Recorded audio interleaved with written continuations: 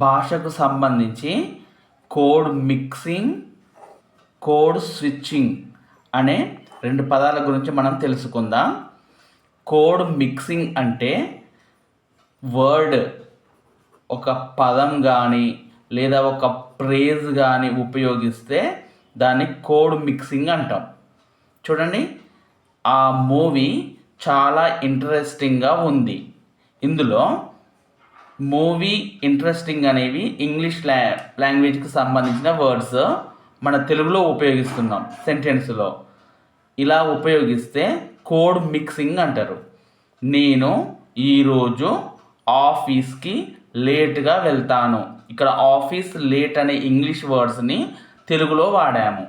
ఈ విధంగా వర్డ్స్ కానీ ఫ్రేజెస్ కానీ ఉపయోగిస్తే దాన్ని కోడ్ మిక్సింగ్ అంటాం. ఓకే.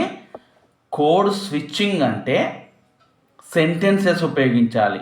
ఎస్ ఫర్ సెంటెన్స్, నేను కోడ్ బండ గుర్తులాగా పెట్టుకున్నాను. సెంటెన్స్ ఉపయోగిస్తే దాన్ని కోడ్ స్విచ్చింగ్ అంటాం. చూడండి, రేపు మనకు సెలవు, so we are planning to go to a movie. ఇక్కడ రేపు మనకు సెలవు అనేది కంప్లీట్గా తెలుగులో వాడాము. తర్వాత మొత్తం sentence so we are planning to go to a movie అనేది ఇంగ్లీష్కి సంబంధించింది. ఇలా సెంటెన్స్ మొత్తం ఉపయోగిస్తే దాన్ని కోడ్ స్విచ్చింగ్ అంటాం. ఓకే. ఇంకోటి చూడండి, I waited for the bus. ఇది ఇంగ్లీష్ సెంటెన్స్, కానీ ఆ బస్సు రాలేదు.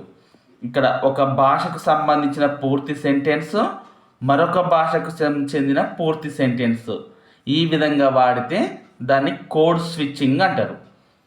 Code mixing, code switching. ప్రస్తుతానికి మనం వాడుతున్న మన తెలుగు భాష దాదాపు కోడ్ మిక్సింగ్కి సంబంధించిందే. ఎందుకంటే ఇంగ్లీష్ వర్డ్స్ దాదాపు మన తెలుగు భాషలో కలిసిపోయినాయి. లంచ్ చేశారా, ఆఫీస్కి వెళ్తున్నారా, ట్రైన్కి వస్తున్నారా, ఇలా మనం ఇంగ్లీష్ వర్డ్స్ను ఉపయోగించే మన తెలుగు భాష మాట్లాడుతున్నాం. అది కోడ్ మిక్సింగ్. సెంటెన్స్ మొత్తం ఇంగ్లీష్లో మరి తెలుగులో మాట్లాడితే రేపు మనకు సెలవు, so we are planning to go to movie. ఇలా పూర్తి సెంటెన్స్ వేరే లాంగ్వేజ్లో ఉపయోగిస్తే దాన్ని కోడ్ స్విచ్చింగ్ అంటారు.